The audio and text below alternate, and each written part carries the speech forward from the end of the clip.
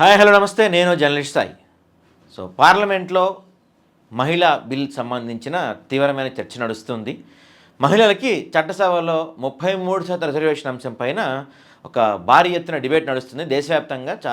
Parliament delimitation జరిగిన తర్వాత ఒకవేళ జరగకపోయినా, ఎందుకంటే పార్లమెంట్లో డీలిమిటేషన్ గురించి పెద్ద ఎత్తున చర్చ నడుస్తుంది కాబట్టి, డీలిమిటేషన్ అయితే దాదాపుగా 813 స్థానాలు అవుతాయి. దాంట్లో 33% ఇవ్వడం, లేదంటే ఇప్పుడున్న 543 స్థానాల్లోనే మహిళలకు 33% వచ్చే ఎలక్షన్స్ నుంచే 2029 నుంచే ఇవ్వాలి అనేది ఈరోజు జరగబోయే అంశం. యాక్చువల్గా ఫస్ట్ ఎప్పుడైతే ఈ మహిళలకి 33% రిజర్వేషన్ కల్పిస్తూ చట్టం చేశారో అప్పుడు 2034 నుంచి దీన్ని అమల్లోకి రావాలనుకున్నారు. కాకపోతే ఈసారి ఎన్డీఏ గవర్నమెంట్ కొంత ముందస్తుగా 2029 నుంచే దీన్ని అమల్లోకి తీసుకొచ్చే ప్రయత్నం చేస్తాం. అయితే ఈ విషయంలో వైఎస్ఆర్సీపీ ఎన్డీఏ గవర్నమెంట్కి చాలా ఫుల్ పాజిటివ్ రెస్పాన్స్ ఇస్తున్నారు, యునానిమస్ సపోర్ట్ తెలుపుతున్నారు.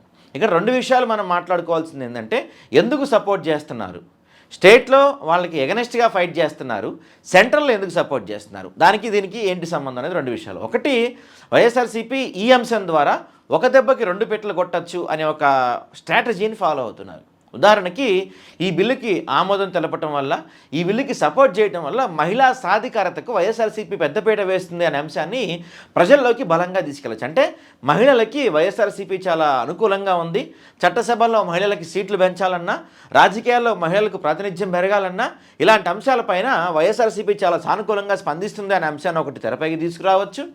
దాంతోపాటుగా సెంట్రల్ పార్టీలు ఏదైతే ఉందో, ఇప్పుడు సెంట్రల్ అధికారంలో ఉన్న ఎన్డీఏ ఏదైతే ఉందో, బీజేపీ పార్టీ ఏదైతే ఉందో, ఆ బీజేపీకి కొంత మేము ఇంకా మీకు అనుకూలంగానే ఉన్నాము, మీరు రాష్ట్రంలో వేరే పార్టీతో జతకట్టినప్పటికీ కూడా కేంద్రంలో మీతో అనుకూలంగానే ఉన్నాము అంటే సెంట్రల్తో ఒక పాజిటివ్ ఇంపాక్ట్ క్రియేట్ చేయటం, వాళ్ళకి అందుబాటులో ఉండటం, ఇదొకటి చాలా బిగ్ రోల్ ప్లే చేస్తుంది. ఎందుకంటే ప్రస్తుతం ఎలక్షన్స్ ఎలా జరుగుతున్నాయో మనం చూస్తూ ఉన్నాము, ఎలక్షన్ రిజల్ట్స్ ఎవరు డిసైడ్ చేస్తారో మనం చూస్తూనే ఉన్నాము. ఏం జరిగినా, ఎలాంటి పథకాలు అమలు చేసినా, ఏమైనా సరే చివరికి కేంద్రంతో ఎవరైతే సఖ్యతగా ఉంటారో, బీజేపీ మనసు ఎవరైతే చొరగ ఉంటున్నారో వాళ్ళు ఎలక్షన్స్లో గెలుస్తుంది, బీజేపీ అనుకున్న వాళ్ళు ఎలక్షన్స్లో గెలుస్తుంది, మనం చూస్తూనే ఉన్నాం.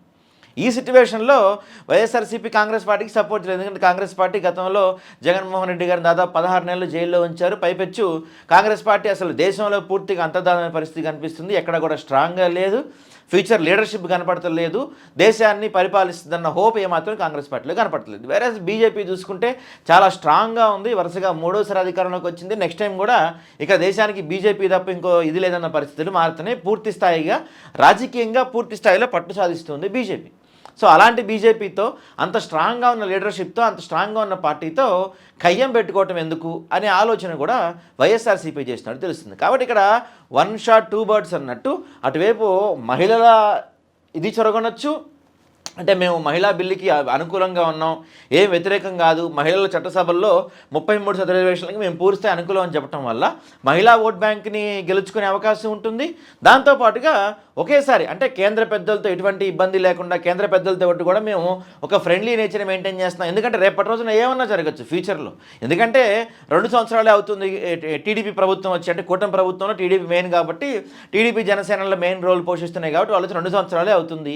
ఈ 2 సంవత్సరాల్లో పూర్తి స్థాయిలో అన్ని రంగాల్లో ఫెయిల్ అవుతూ వస్తున్నారు. వాళ్ళు చెప్పిన సూపర్ 6 హామీలు అయితేనేమి, ఉద్యోగాల కల్పన అయితేనేమి, రోడ్లు అయితేనేమి, మౌలిక వసతులు అయితేనేమి, లేకపోతే అమరావతి అయితేనేమి, ఇలా ప్రతి అంశంలో వాళ్ళు ఫెయిల్ అవుతూనే వస్తున్నారు. ప్రజా స్పందన క్లియర్గా తెలుస్తుంది. 2 సంవత్సరాలకే ప్రజల నుంచి పూర్తి స్థాయి వ్యతిరేకత కనిపిస్తుంది టీడీపీ గవర్నమెంట్.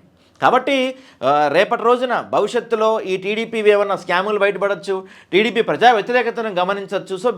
టీడీపీ నుంచి బయటకు వచ్చేస్తే వైఎస్ఆర్సీపీ మీద కొంత సాఫ్ట్ కార్న్ ఉండాలి, దాంతోపాటు మహిళల ఓట్ బ్యాంక్ కూడా మనం గట్టిగా సాధించాలి, మహిళల్లో ఒక పాజిటివ్ ఇంటెంట్ వెళ్ళాలి, పాజిటివ్ ఫీడ్బ్యాక్ వెళ్ళాలి, ఇలాంటి అంశాలన్నీ కూడా ఆలోచించిన తర్వాతే వైఎస్ఆర్సీపీ నేడు జరగబోయే ఓటింగ్కి, మహిళా సాధికారతకు సంబంధించింది లేకపోతే ఈ డిలిమిటేషన్కి కేంద్రానికి అనుకూలంగా ఓటు అయినట్టు సమాచారం.